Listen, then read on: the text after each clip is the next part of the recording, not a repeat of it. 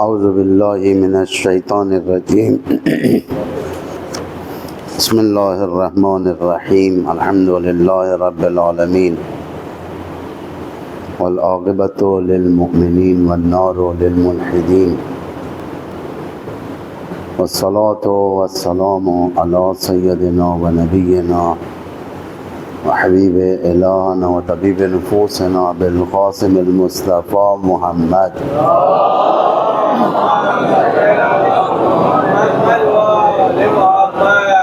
وعلى آلہ الطیبین الاطہرین المنتجبین المطہرین المعصومین المظلومین الہداۃ المہدیین والحماۃ المستضعفین سیما بقیت اللہ فی الارضین ولعنۃ الدائمۃ الباقیۃ علی اعدائہم اجمعین اللہم اجل لولیک الفرج العافیۃ والنصر وجعلنا من خیر اعوانہ وانصارہ وشیعتہ والتابعین لہ والمستشہدین بین یدیہ بسم اللہ الرحمن الرحیم لقد کان لکم فی رسول اللہ اسوۃ حسنہ لمن کان یرجو اللہ والیوم الآخر ذکر اللہ کثیرا صلوات الشاہ محمد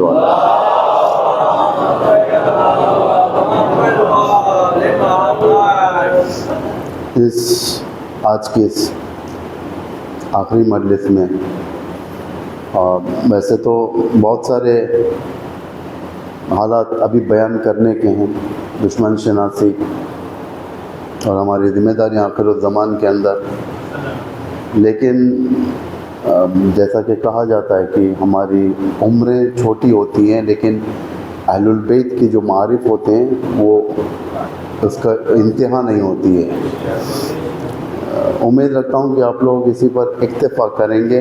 جو چند 3 دن جو میں نے آپ کے سامنے جو بیان کیا تھا، کافی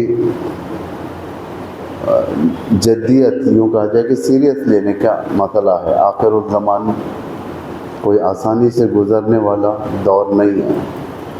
تربیت، تعلیم، تربیت یہ بہت ضروری ہے آج کے نسل کے لیے۔ ان کی دستگیری کرنا، مومنین کی دستگیری کرنا۔ آپ ایک دعا پڑھتے ہیں، خصوصاً اس دعا کو رمضان میں پڑھی جاتی ہے، اللہم ادخل علی اہل القبور السرور۔ یاد ہوں گی آپ لوگوں کو، معمولاً سب کو یاد ہوتی ہے۔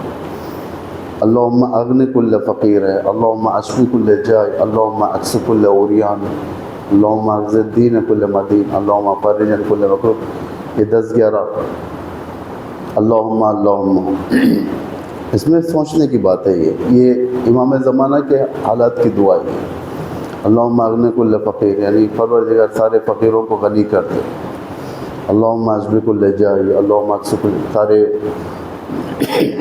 عریان جو ہیں جس کے پاس لباس نہیں انہیں لباس پوشیدہ کر ایسا۔ لیکن یہ صداقت اس وقت ہوگی جب ہم لوگ کریں گے، یہ قدرت سے ہونے والا نہیں۔ اللہم اکس کل عریان، ہر وہ شخص جس کے پاس لباس نہیں اسے لباس دے۔ اللہ آسمان سے نہیں بھیجتا، یہ مومنین سے ہوتا ہے، ایک دوسرے کے رفعت سے ہوتا ہے، ایک دوسرے کے تعاون سے ہوتا ہے۔ وَتَعَاوَنُوا عَلَى الْبِرِّ وَالتَّقْوَىٰ، قرآن کہہ رہا ہے کہ تقوی اور نیکی کے ساتھ ایک دوسرے کے ساتھ تعاون کرو۔ ایک نبی سے پروردگار نے کہا کہ میں تمہارے شہر پر عذاب کر رہا ہوں، کل عذاب کر رہا ہوں، تم لوگ نکل جاؤ، جو نیک لوگ ہیں نکل جاؤ۔ نکل گئے، بعد میں آدھا راستہ طے کر رہے تھے، اس شہر کے اندر بیماریاں شروع ہو گئیں، جیسا پلیگ کی بیماری ہوتی ہے، مختلف بیماریاں آ جاتی ہیں۔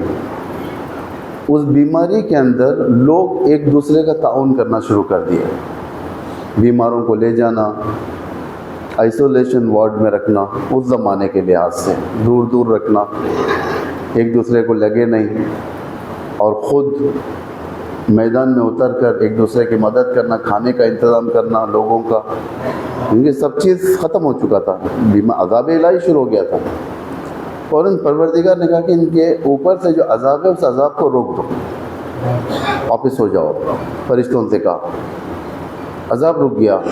فوراً پیغمبر سے کہا گیا، اللہ نے کہا کہ تمہارے قوم سے عذاب کو ہٹا لیا گیا ہے، جتنے کیجولیٹیز ہو گئے، بقیہ تو عذاب ٹل گیا، اب جا سکتے ہو۔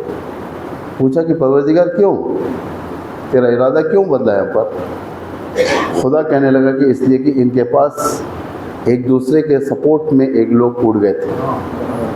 وہ قومیں آباد رہتی ہیں جو ایک دوسرے کا سپورٹ کریں، تعلیمی سپورٹ، معاشرتی سپورٹ، سوشل سپورٹ، اقتصادی سپورٹ، پڑھانا ایک دوسرے کو۔ بہرحال یہ باتیں یہاں کے لیے عام ہیں، اس لیے کہ یہ شہر خود تعلیمی شہر ہے۔ یہ یہاں پر ایک دنیا کے نامی انسٹیٹیوشن علی گڑھ یونیورسٹی ہے، مسلم یونیورسٹی ہے باقاعدہ یہاں پر۔ تو یہ دو چیزیں انسان کو نجات دے سکتی ہیں، اور یہی دو چیزوں سے اللہ اپنے اسباب فراہم کرتا ہے دنیا کے لیے۔ پہلی چیز مادیات، اور دوسرا معنویات۔ خدا جو دنیا کو چلاتا ہے انہی دو چیزوں سے چلاتا ہے، مادیات سے چلاتا ہے، معنویات سے چلاتا ہے۔ مادیات یہی جو چیزیں جو ہمارے پاس ہیں، گھر ہے، کھانا پینا، پھرنا، پیسہ، اچھی زندگی، یہ ساری کی ساری چیزیں مادیات، خدا ایک ہی۔ دوسرا معنویات دعائیں، کمیونیکیشن رکھنا اپنا خدا سے، ولی معصوم سے، بالخصوص امام وقت سے رابطہ رکھنا۔ آپ عربی میں اگر دعائیں پڑھو گے شاید آپ کو سمجھ میں نہ آئے، کوئی ضروری نہیں۔ عربی مثلا مسجدوں کے اندر اگر ہو رہی ہے اس میں بیٹھو، دعائے کمیل میں بیٹھو، دعائے توسل میں بیٹھو، حدیث قطع میں بیٹھو، اور دیگر جو دعائیں ہوتی ہیں اس میں، لیکن خود سے بھی پڑھو، ترجمہ پڑھو، دعائے ندبے کا ترجمہ پڑھو، دعائے توسل پڑھو۔ دعائے توسل کافی کیمیا ہے یہ دعا خدا کے نزدیک، حاجتیں رد نہیں ہوتی دعائے توسل سے، الا یہ کہ آپ کے حق میں نہ ہو کوئی چیز۔ مثلا ظرفیت نہیں ہے ہماری، ہم کوئی چیز مانگ رہے ہیں جو ہماری ظرفیت نہیں ہے اس کو لینے کی، وہ ریجیکٹ ہو جائے گی۔ اس سے بہتر اللہ کچھ دے گا، اس سے بہتر عطا کرتا ہے، خدا کا وعدہ ہے۔ اسباب معنوی و مادی بغیر تعلیم کے حاصل نہیں ہو سکتا۔ علم کے لیے محنت چاہیے، مشق چاہیے، ورک آؤٹ چاہیے، ہوم ورک چاہیے۔ جتنا آپ علم کے اندر آپ آگے بڑھو گے اتنا آپ کے لیے مادیات کے راستے پروردگار کھولے گا۔ معنویات و مادیات دونوں ہمارے عقیدے کے مطابق دو آنکھ ہیں، دو آنکھ۔ ایک چیز لے کر آپ دوسری چیز کو اگنور نہیں کر سکتے۔ مثلا اگر میں مادیات کے اوپر اکتفا کروں، مجھے دعاؤں کی ضرورت نہیں ہے، ضروری ہے۔ ایک پینڈیمک آ کر خود حکمران جو ہیں، حکمران رشیا کا پریزیڈنٹ ولاڈیمیر پوٹن، وہ کہتا ہے کہ آج دنیا معنویت سے دور ہو چکی ہے، اس لیے ایسے عذاب جھیل رہی ہے۔ یہ لوگ کرسچن ہیں یا کمیونسٹ ہیں، پتہ نہیں کیا ہیں، لیکن پھر بھی دیکھیں عقیدہ معنویات کا ہر مذہب کے اندر ہے معنویات۔ لیکن ہمارے پاس جو خزانہ ہے دعاؤں کا وہ کسی مذہب کے اندر نہیں ہے۔ ہمارے پاس جو خزانہ ہے آپ اٹھا کر دیکھیں کتنی دعائیں ہیں، ہر مہینے کے اندر، ہر ساعت کے اندر، ہر ولادت میں، شہادتوں میں، ولادتوں میں، ہر امام سے نسبت دعائیں، صحیفے سجادیہ بھری ہوئی ہے، امام سے کمیونیکیٹ کرنے کا طریقہ معلوم ہوتا ہے۔ زیارتیں ہر امام کی زیارتیں ہمارے پاس، اور زیادہ بڑی بھی نہیں، آپ لوگ عادت ڈالیں ہر امام کی شب شہادت، ہر امام کی شب شہادت اس امام کی زیارت پر، اس امام کو سلام بھیجیں. یہ سب چیزیں ڈھونڈی جاتی ہیں. اور آج کا دور آپ کے لیے کوئی پیچیدہ دور نہیں ہے. آپ کے پاس باقاعدہ ٹیکنالوجی ہے جس کے ذریعے سے ہر چیز اس کے اندر پائی جا سکتی ہے. زیارتیں نکل جاتی ہیں، قرآن نکل جاتا ہے، یہ ساری کی ساری چیزیں ہیں. توجہ کریں. اب سب سے بڑی چیز جو ہمارے پاس ہے، جو میں بتانا چاہتا ہوں آپ کو، ایک کنکلوژن، جو 3 تقریروں کا آج ایک کنکلوژن. اس دور غیبت میں، آخر الزمان میں، جو ہم نے 3 دن آپ کو ڈرایا نہیں تھا، اویئر کیا تھا، ڈرایا نہیں، تاکہ آپ لوگ اویئر رہیں. جو حالات ہیں اس حالات میں ہمیں کرنا کیا چاہیے، اس حالات میں ہماری ذمہ داری کیا ہے. مادی ذمہ داری تو سمجھ میں آ گئی، محنت کرنا ہے، کمانا ہے، یہ ساری کی ساری چیزیں آپ لوگ مجھ سے بہتر جانتے ہیں. مادیات کے بارے میں آپ لوگ مجھ سے بہتر جانتے ہیں. پیسہ کیسے کمایا جاتا ہے، بزنس کیسے کیا جاتا ہے، دنیا کے اندر کتنے راستے ہیں، انویسٹمنٹس اور کیا کیا ہے، یہ سب آپ لوگ بہتر ہیں. میں صرف معنوی بات کروں گا. آج کا بہترین طریقہ یہ ہے کہ امام سے توسل، امام زمانہ سے. میں نے پہلے بھی تقریر میں کہا تھا کہ امام غائب ہیں لیکن غافل نہیں ہیں. امام کی نگاہ ہمارے اوپر ہے. جیسے مثال کے طور پر ایک واقعہ بیان کرتا ہوں. ایک سید تھے بغداد کے، سید علی تھا نام ان کا، سید حسین تھا، بغدادی تھے. ان کی بہت بڑی فیکٹری تھی کپڑوں کی، بہت سارے مزدور ان کے پاس کام کیا کرتے تھے. ہر سال اپنا خمس نکالتے تھے بغداد میں اور سیدھا نجف جاتے تھے، اپنے دور کے مرجع تقلید کے پاس دے ڈالتے تھے خمس. اور جب آتے تھے، ان کا روٹین ہوتا تھا ہر سال کا، جب آتے تھے بغداد سے پہلے کاظمین آتے تھے. کاظمین بغداد کو لگا ہوا ہے.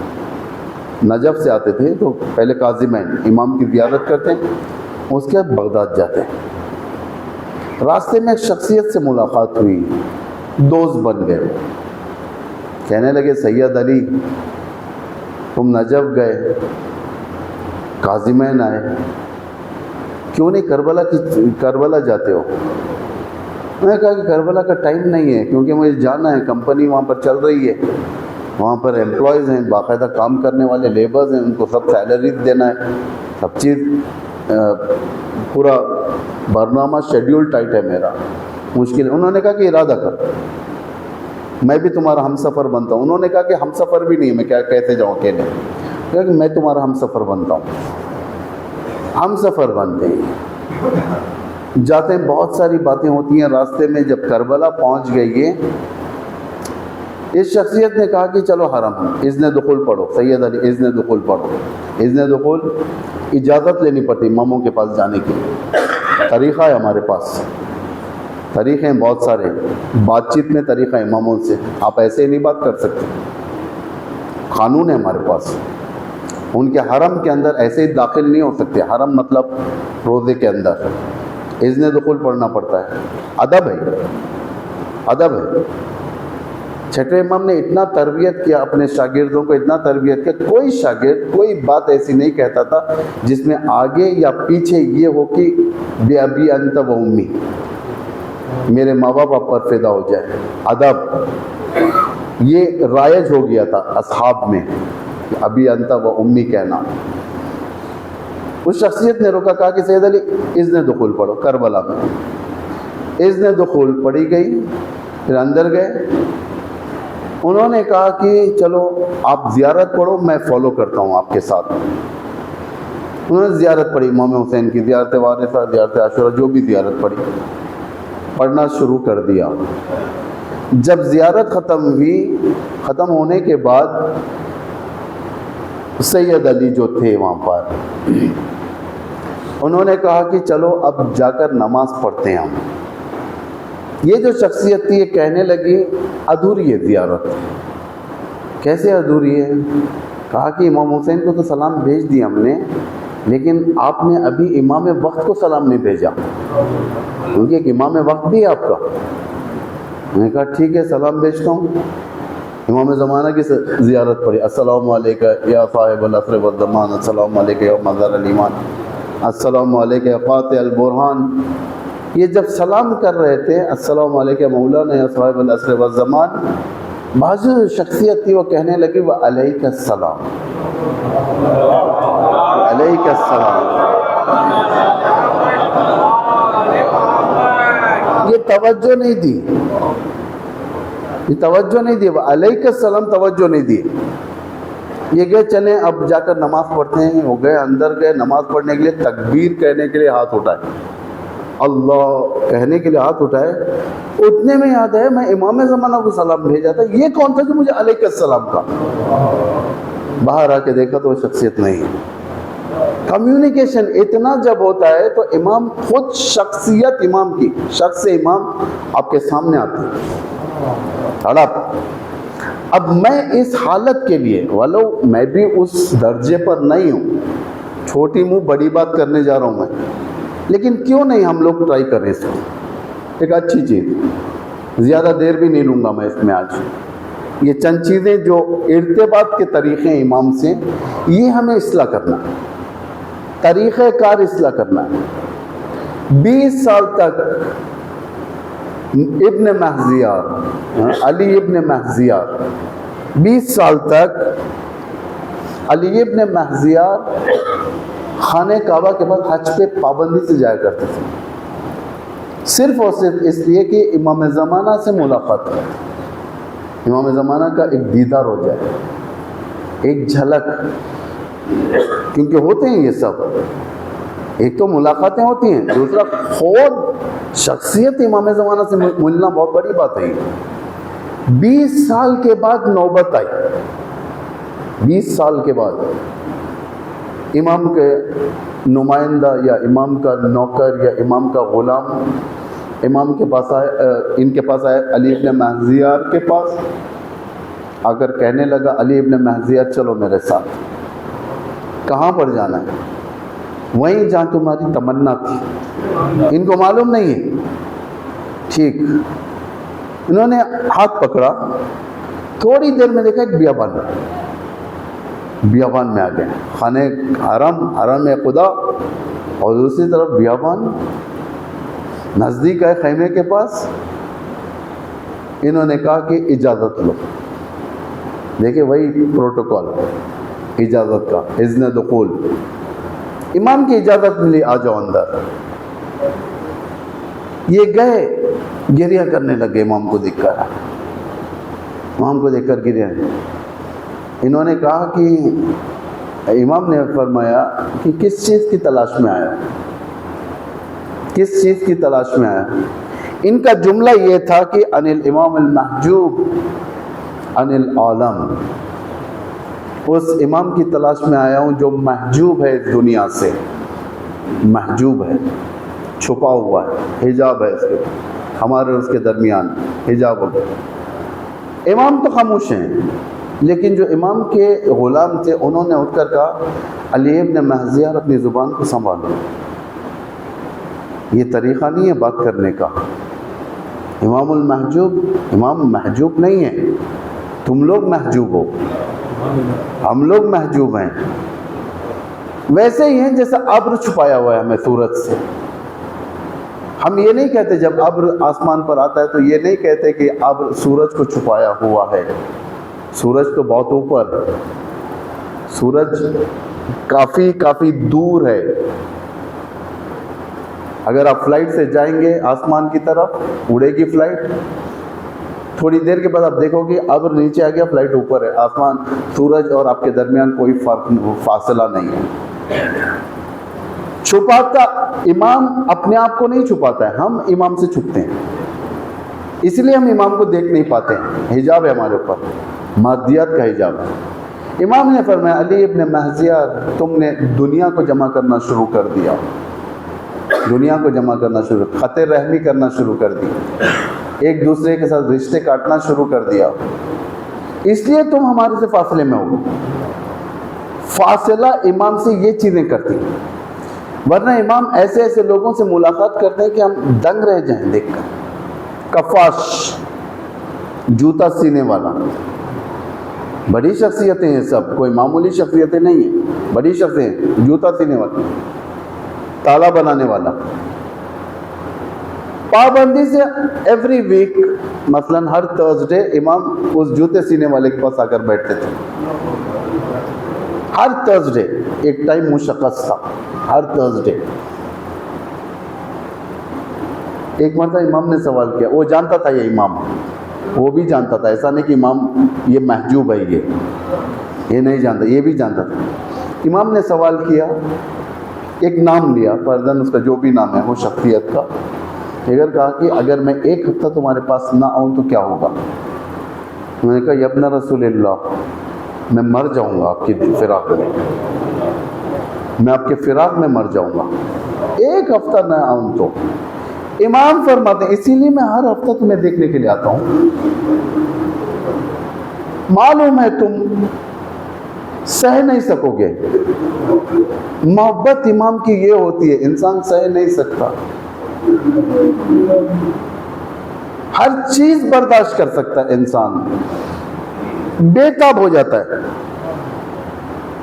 ان شرائط میں تو یہ شرائط ہیں، دلچسپی اور جوش و محبت میں، جوش محبت، ٹھنڈی محبت نہ ہو، ٹھنڈی محبت نہ ہو، مصیبت آئی تو امام یاد نہ آئے، ہمیشہ امام سے کمیونیکیٹ رہیں۔ دوستی کی علامت ہے کہ مشتاق رہیں دیکھنے کے لیے، مشتاق رہیں، جیسا کہ آپ دعائے ندبہ میں پڑھتے ہیں، عزیز علی ان اری الخلق ولا تری، میرے لیے سخت ہے کہ میں ساری دنیا کو دیکھوں، آپ کو نہ دیکھوں۔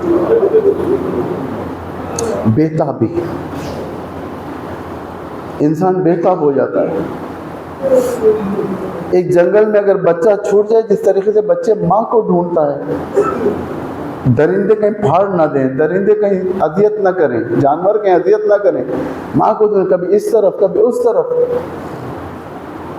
مومن امام کو ڈھونڈتا ہے۔ آپ کہاں ہیں؟ دنیا ہمیں کھائی جا رہی ہے، دنیا ہمیں گلے کاٹنے کے لیے تیار ہے۔ فرزند رسول آپ کہاں پر ہو؟ اللہم انی اشکو الیک، پروردگار میں تجھ سے شکوہ کرتا ہوں بفقد نبینا، ہمارے پاس نبی نہیں ہے، یہ دور میں نبی نہیں ہے، وغیبت ولینا، ہمارا ولی غائب ہے،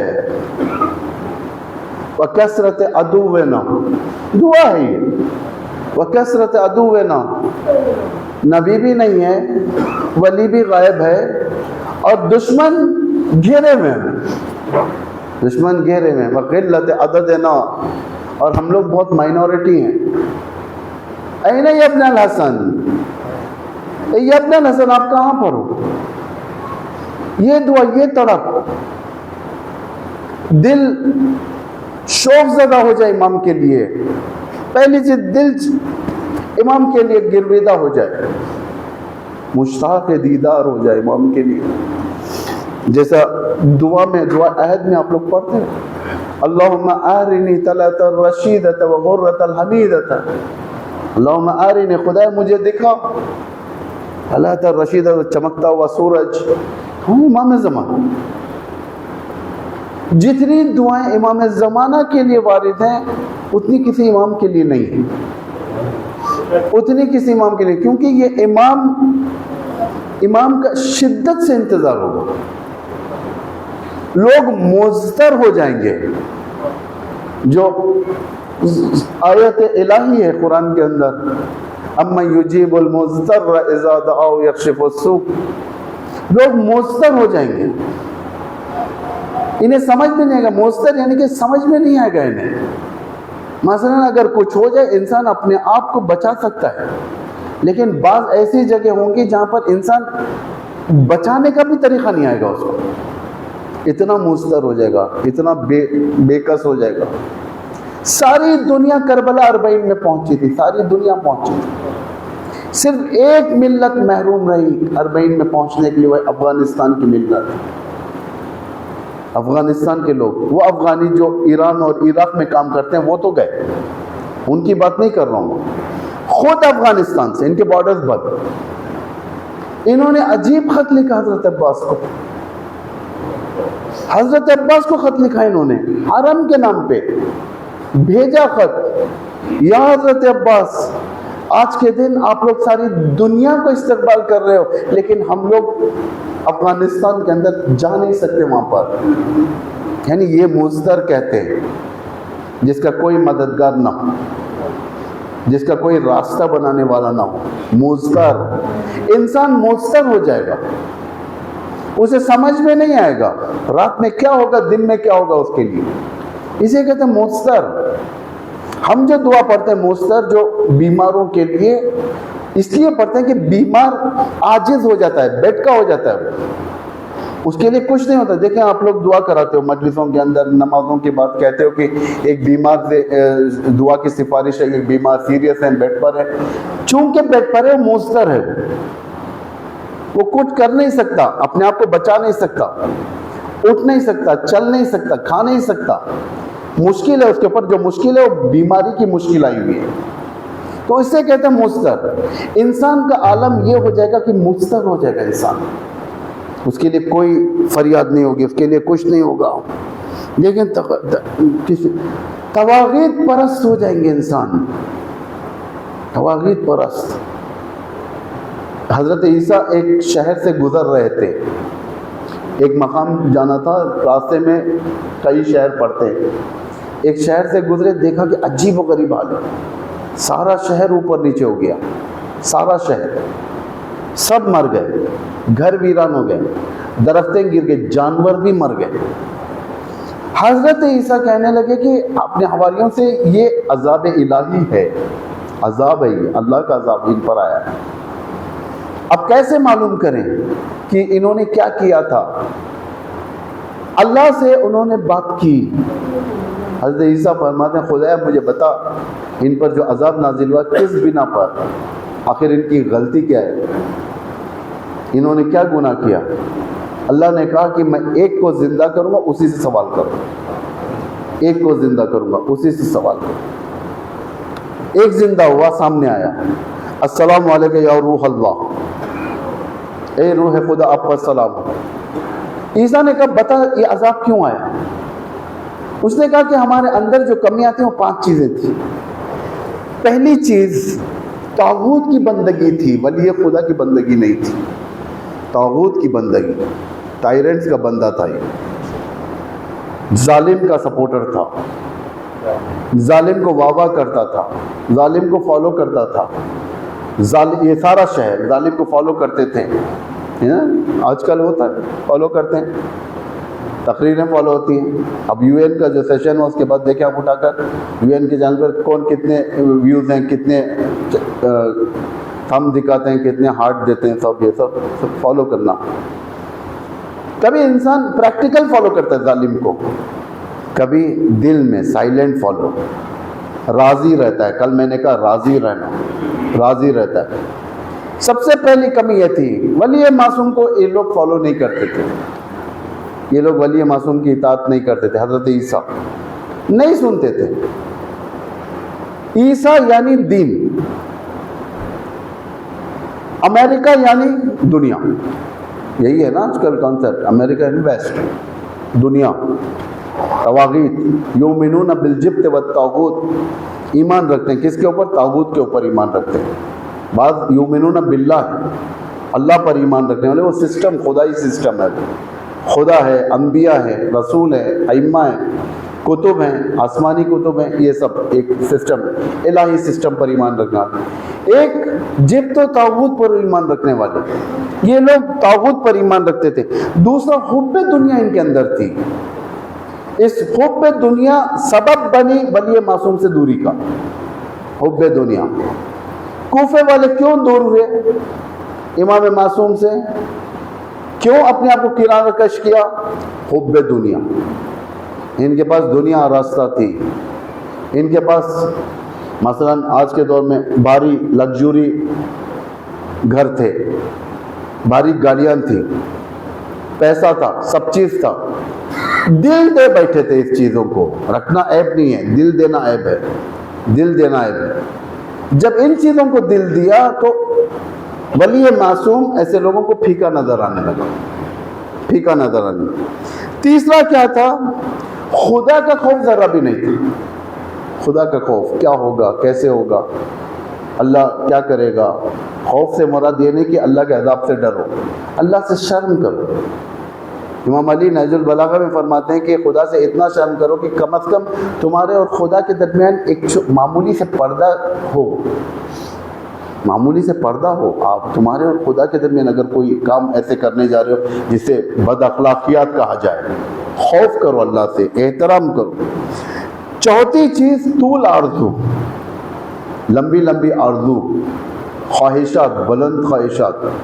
عمر اتنی نہیں ہے, خواہشات لمبے ہوتے ہیں انسان کے, خواہشات طویل ہوتے ہیں, عمر نہیں. شیطان اتفاق سے اسی کو حربہ بناتا ہے, اسے گمراہ کرنے آخری وقت پر. ایک انسان کو شیشہ بہت پسند آتا تھا, آئینہ جس میں چہرہ دیکھا جاتا ہے, مرر بہت پسند آتا تھا. جب اس کی روح نکل رہی تھی, شیطان اس مرر کے سامنے جا کر کہتا تھا کہ اسے میں توڑ دوں گا. اسے پسند ہے مرر, مرنے والے کو. شیطان کہتا میں توڑ دوں گا, میں توڑ دوں گا.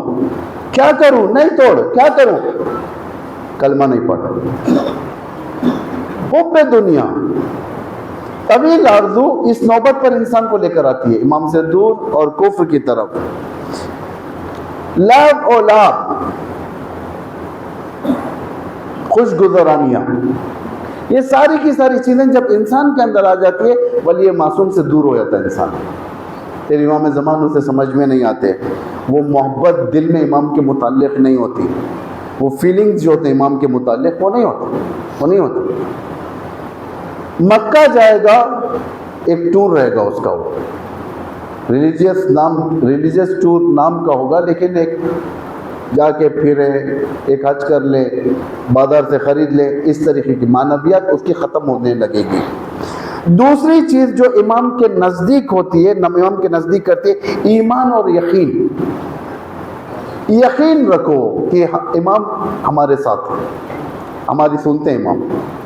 میں نے پرسوں کی تقریر میں کہا تھا, امام رضا کی زیارت کے جو فقرات آپ کے سامنے بیان کیے تھے, امام فرماتے ہیں جو زیارت میں پڑھتے ہیں آپ لوگ, میں گواہی دیتا ہوں کہ آپ مجھے دیکھ رہے ہو, میں گواہی دیتا ہوں کہ آپ میری آواز کو سن رہے ہو, میں گواہی دیتا ہوں کہ آپ میرے سلام کا جواب دے رہے ہیں. یقین رکھنا ہے, یہ نہیں کہ امام غائب ہے, کمیونیکیشن نہیں ہے. یہ واحد کمیونیکیشن ہے جس کے لیے ٹاورز کی ضرورت نہیں ہے, آپ کہیں پر بھی ہو کمیونیکیٹ ہو سکتے ہو. واحد, آپ کو ضرورت نہیں ہے سگنل میں آنا ہے, فون کی طرح نہیں ہے سگنل میں آؤ, فلاں جگہ جاؤ یا انٹرنیٹ مضبوط کرو, نہیں. واحد.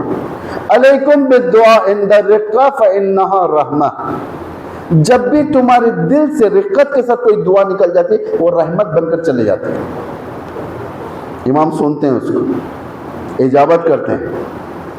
ایک شخص امام کے پاس گلہ کرنے لگا, مسجد میں جا کر نماز پڑھ کر امام کو کچھ مصیبت آ گئی تھی, گلہ کرنے لگا, کہنے لگا میرے اوپر یہ مصیبت آئی, میں اتنا دعا کی آپ سے, آپ نے میری دعا کو سنا نہیں, یہ نہیں فلاں نہیں, ایک لمبی فہرست. سو گیا بعد میں. وہ عالم مکاشفہ میں امام فرماتے ہیں فلاں وقت تیرے اوپر جو مصیبت آئی تھی کس نے ٹالیا تھا, فلاں دشمن تیرے قصد سو کیا ہوا تھا کس نے بچایا تھا, فلاں نقصان کو کس نے وہ کیا تھا. ایک فہرست. آپ یہ مت سمجھو کہ امام آپ سے کمیونیکیٹڈ نہیں ہے, امام کی نگاہوں میں ہم ہیں. اگر مصیبتیں ٹلتی ہیں تو امام کی دعا سے ٹلتی ہیں. یہ یقین پیدا کرتا ہے, ایمان پیدا کرتا ہے.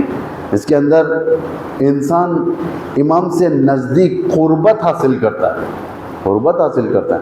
ایسے بہت سارے آپ کو نمونے عمل تاریخ میں ملیں گے. چوتھی چیز امام کے مزاج سے شناخت, مزاج امام کا, امام کے نیچر کو پہچانا. بغیر امام کے نیچر کو پہچانے ہم امام کو نہیں پہچان سکتے. امام کا نیچر ہمیں پہچاننا چاہیے. بھائی آپ اگر کسی سے بات کرنا چاہتے ہو، جا کر بات کرنا ہے، پہلے آپ دیکھو گے کہ وہ کیسے نیچر کے انسان ہیں، یہ کیسے ہیں، کیا جلدی غصے میں آتے ہیں یا جلدی معاف کرتے ہیں یا میرا کام کریں گے، ان کو کیسی باتیں پسند ہیں، ہے نا. نیچر دیکھتے ہیں آپ، کیا پسند، کھانے میں کیا پسند کرتے ہیں. اب معنویات میں دیکھو نیچر کیا امام کا. امام کو پہچانو. کیسے پہچانے امام کو؟ رسول کو دیکھو، کیونکہ واحد امام ہے جس کا ایکسپیرینس ابھی کسی کو نہیں ہوا ہے، ورنہ سارے ائمہ کے ایکسپیرینس ہمارے سامنے ہیں، ان کے دور کے سارے تجربے ہیں، رسول کے زمانے سے لے کر امام حسن عسکری کے زمانے تک.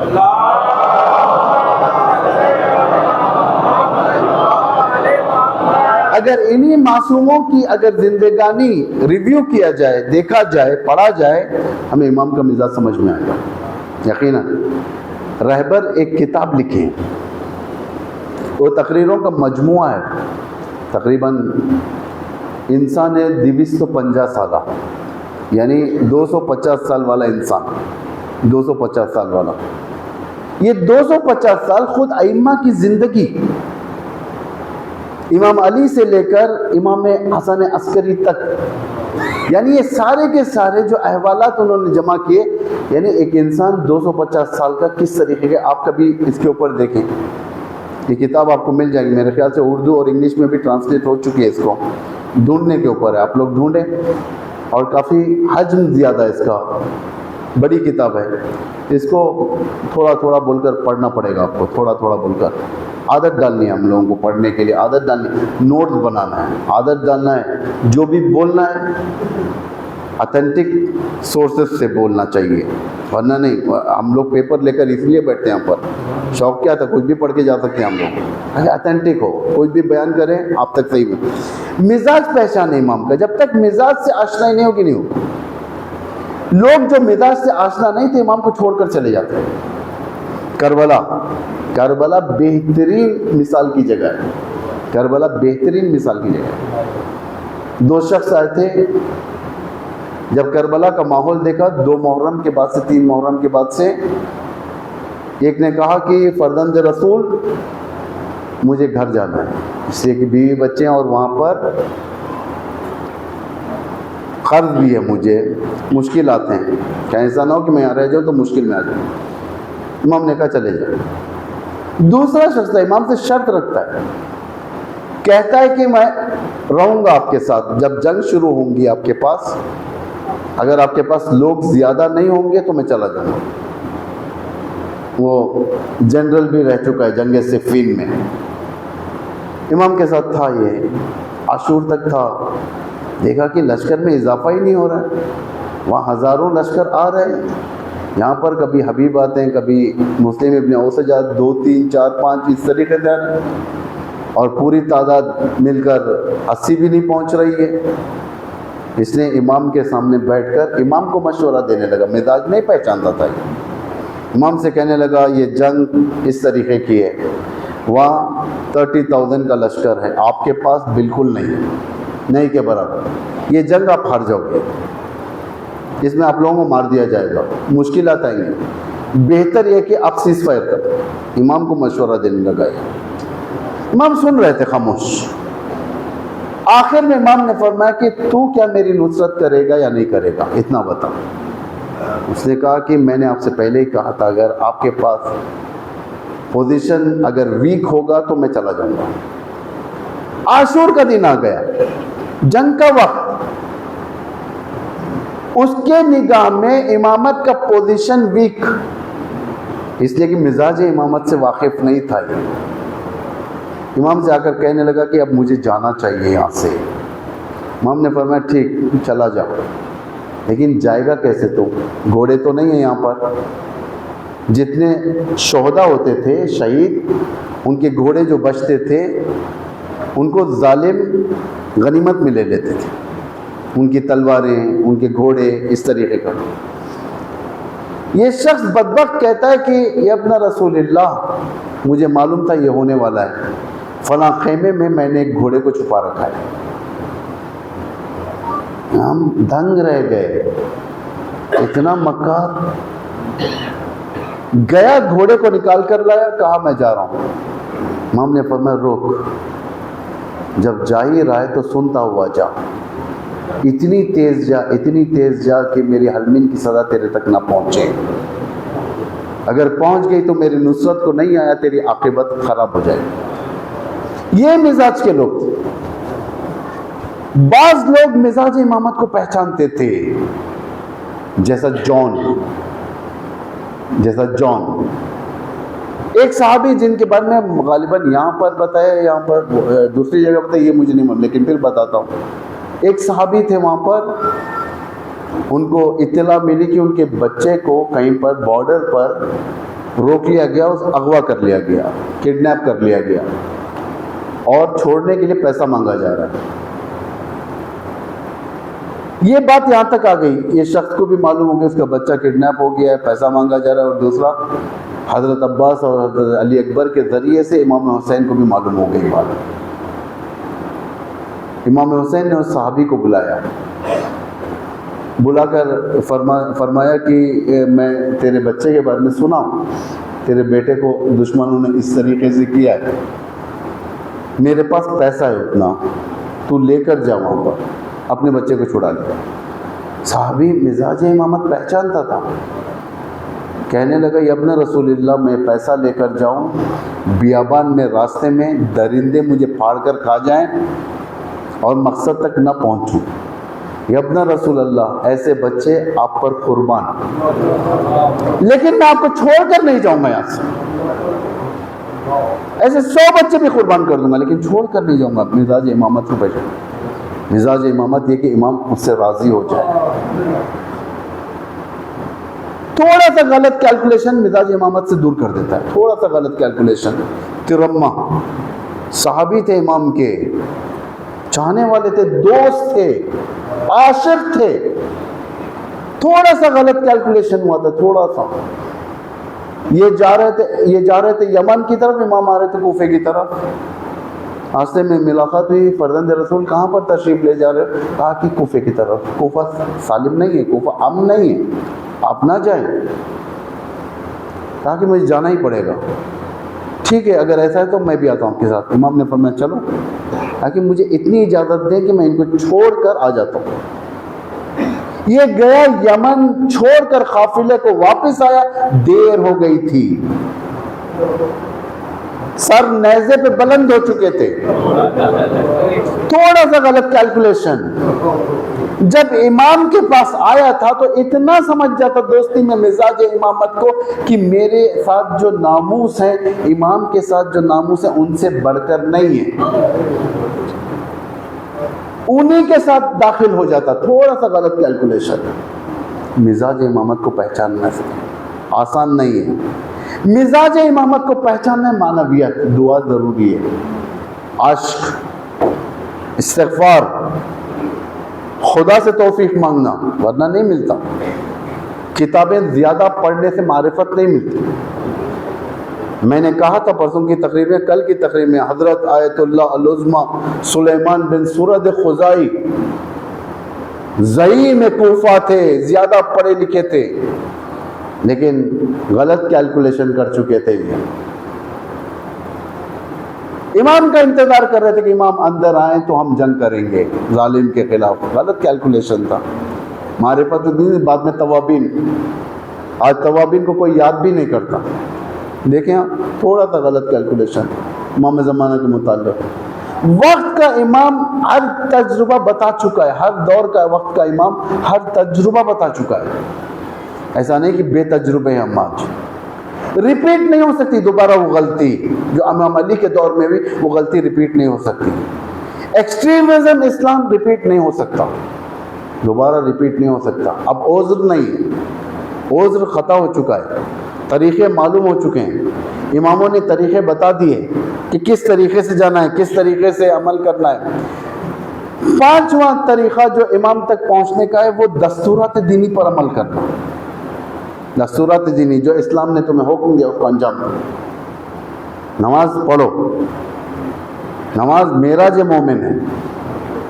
روزہ رکھو، دستورات دینی، جتنے دستور دین نے دیا آپ کو، چاہے وہ دستور دینی قوانین ہو، سوشل ہو، چاہے معاشرتی ہو، جتنے بھی ہیں دستور آپ عمل کریں، حرام سے بچیں، ناپاکیزہ لائف سے بچیں، زندگی سے بچیں، اس زندگی سے جس میں پاکیزگی نہ ہو۔ اثر کرتا ہے، کیونکہ آپ کو ایسی فیملی چاہیے جو امام کا استقبال کریں، فیملیز استقبال کریں گی، پاک لوگ استقبال کریں گے امام کا، ورنہ امام نہیں آ سکتے۔ امام چھٹویں امام سے پوچھا گیا تھا کیوں امام کو آنے میں دیری ہوگی، چھٹویں امام سے پوچھا گیا تھا، امام فرماتے ہیں کہ جان کا خوف، قتل کا خوف، ہو سکتا ہے قتل، جب تک تربیت شدہ قوم نہیں ہوگی امام نہیں آ سکتے۔ تربیت کون سی تربیت شدہ قوم؟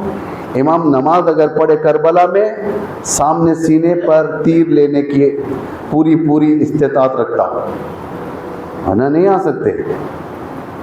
وہ سعید اور زبیر 2 آدمی تھے وہاں پر، یہاں اس امام کے لیے اس زمانے کے تیر نہیں ہیں، اس زمانے کی تلواریں نہیں ہیں، اسمارٹ بامز ہیں، اس بار اسمارٹ ویپنز ہیں، ہر چیز ہے یہاں پر آج دنیا کے اندر، آج بھی استعمال ہو رہے ہیں وہ اسمارٹ ویپنز جو مومنین کے خلاف لوگوں کو دور کرنے کے لیے، خود بہت ساری چیزیں، دشمن بنانا، امام کے مقابل میں لانا لوگوں کو۔ جو لشکر دشمن کا ہوگا امام کے ظہور کے بعد، اس کے اندر صرف اور صرف امریکنز اور یوروپینز نہیں ہوں گے بلکہ شیعہ بھی ہوں گے، جو ایک زمانے تک امام کا انتظار کیا کرتے تھے۔ الذین آتیناہم الکتاب یعرفونہ کما یعرفون ابناءہم، یہود جو مائگریٹ کر مدینے اور مکے کی طرف آ گئے، کس لیے آ گئے تھے؟ اپنے زمانے کے آنے والے منجی سے ملنے کے لیے۔ منجی کون؟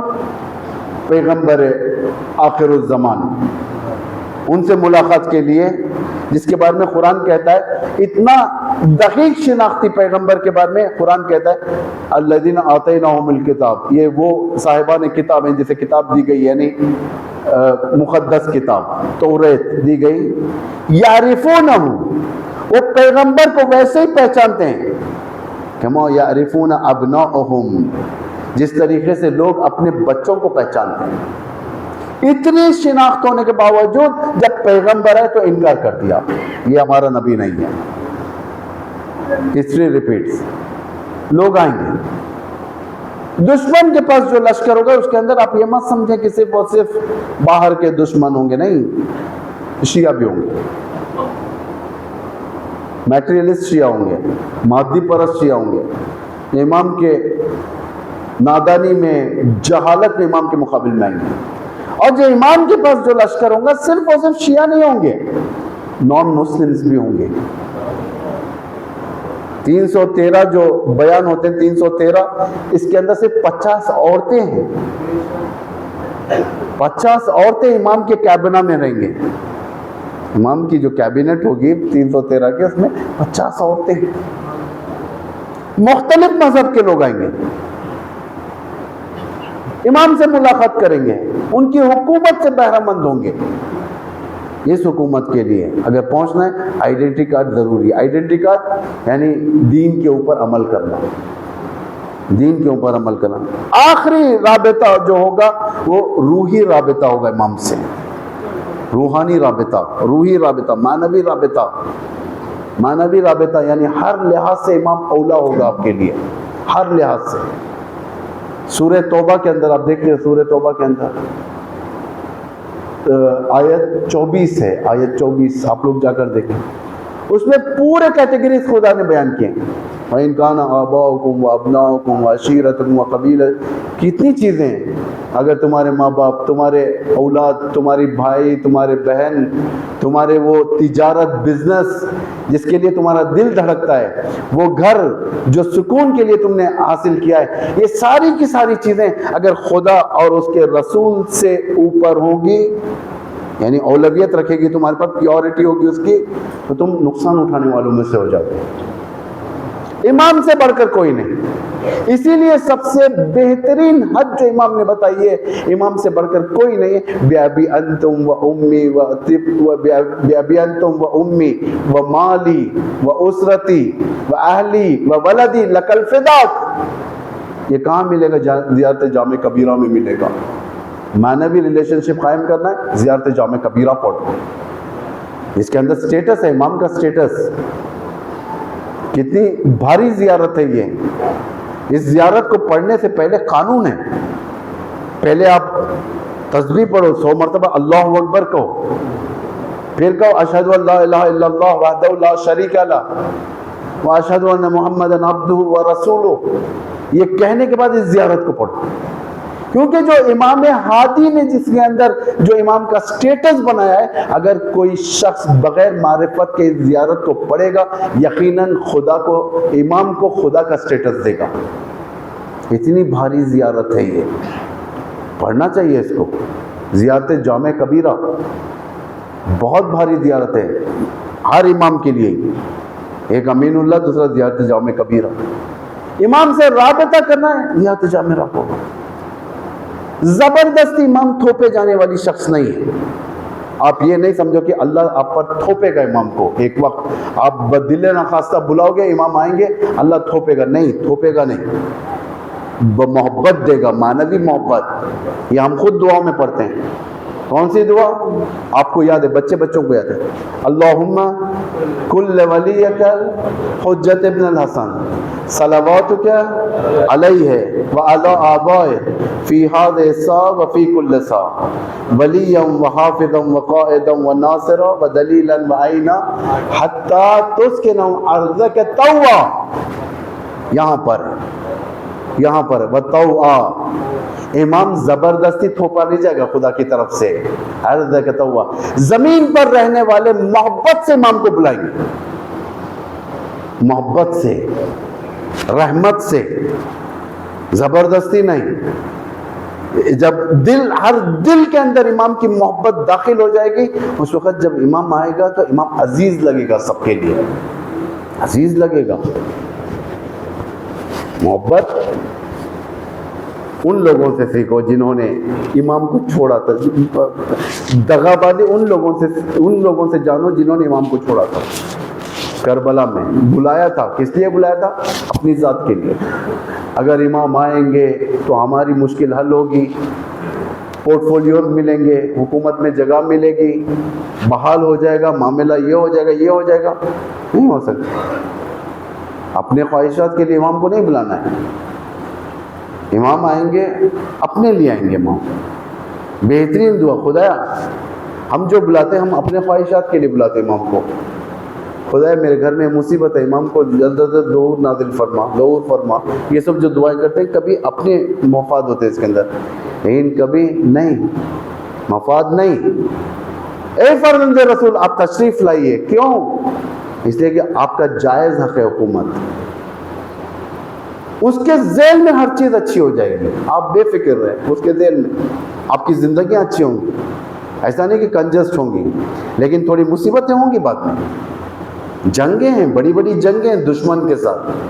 ایسے نہیں کہ آسانی سے امام آتے ہی ہر چیز حل ہو جائے گا, نہیں. اس کے بعد بھی امتحانات ہیں, سختیاں ہیں, لیکن پھر بھی مومن انتظار کرتا ہے اس سنہرے وقت کے لیے. مومن انتظار کرتا ہے. بہرحال آج جو معمولاً یہاں جو مناسبت رکھی جاتی ہے امام حسن عسکری کی مناسبت ہے. ایک مظلوم ترین امام, یہ واحد امام جس نے اپنے بچے کو پوشیدہ رکھا. کس سے؟ زمانے سے. دنیا امام آخر الزمان کے انتظار میں تھی کہ مل جائے تو ہم ختم کر دیں. یہ واحد امام ہے, ورنہ ہر امام نے اپنے بچوں کی ولادت کو اعلان کیا. واحد امام اپنے بچے کو پوشیدہ رکھا, حتیٰ ولادت پوشیدہ رہتی ہے. یہ ویسے ہی ولادت ہے جیسے حضرت موسیٰ کی ولادت ہے, پوشیدہ. ماں کے اندر کوئی آثار نہیں تھے. امام نے اپنی پھوپھی کو روکا, کہا کہ رک جاؤ, آج رات میں ولادت ہونے والی ہمارے گھر. پھوپھی نے کہا کہ بیٹے ایسے کوئی آثار نہیں ہیں, کہا کہ رک جاؤ, اللہ کا ارادہ ہے. ولادت پوشیدہ. اور جب امام پیدا ہوئے تو یہ واحد امام ہے جسے امام کو سے دور رہنا پڑا. سامرا میں، سامرا امام عسکری کہا جاتا ہے. عسکری کینٹ کو کہتے ہیں جہاں پر لشکر رہتے ہیں، لشکر کینٹ، آرمی کینٹ تھا سامرا. وہاں پر امام کو نظر بند رکھا گیا، نظر بند، تاکہ کوئی ملاقات نہ کریں. یہ واحد امام ہے، امام حسن عسکری واحد امام ہے جو اپنی زندگی میں کبھی حج نہیں کی. واحد امام ہے، ہر امام نے کیا حج. آپ اٹھا کر دیکھیں تاریخ. یہ واحد امام ہے جسے زندگی میں کبھی حج نہیں ملا، اس لیے کہ بھیجا نہیں جاتا تھا.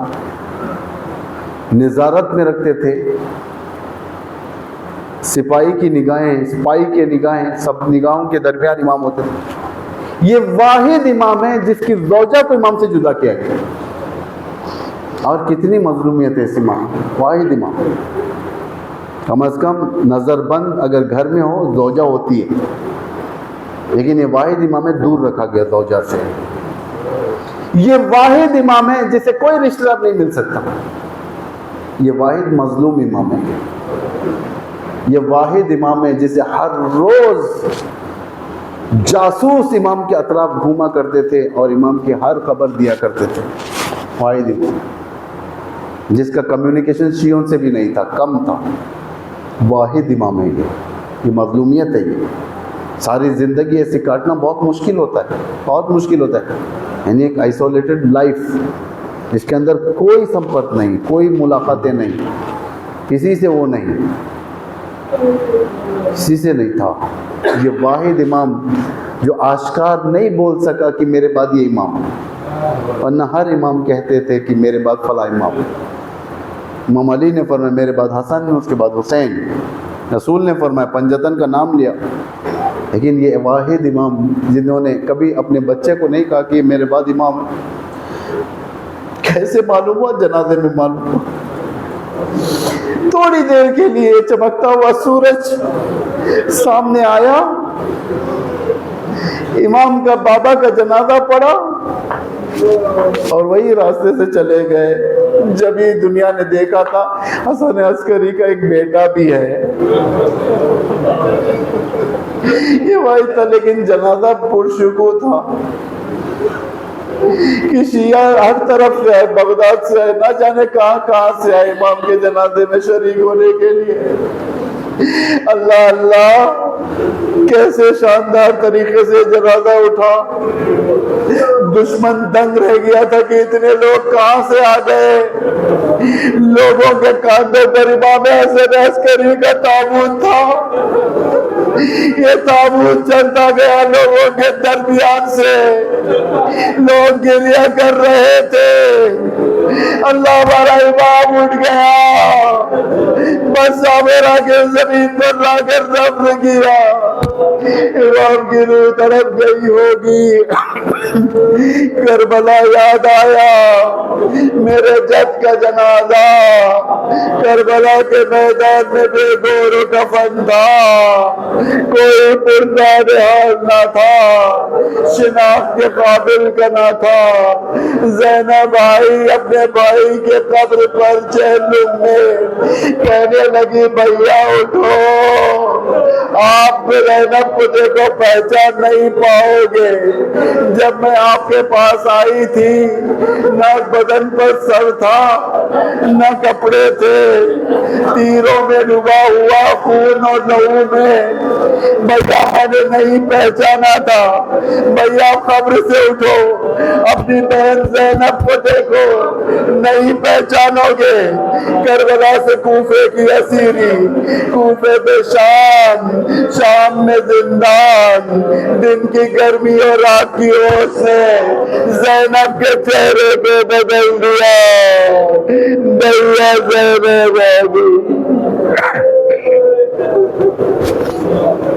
اللہ لعنت اللہ علی القوم الظالمین.